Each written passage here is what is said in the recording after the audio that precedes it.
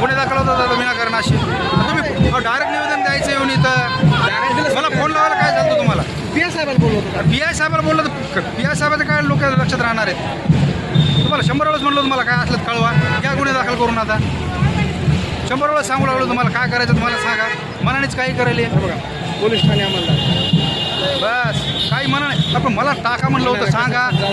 पण मला तर सांगायचं ना तुम्ही बंदोबस्त लावावं लागते करावं लागत आहे आणि ते तिथं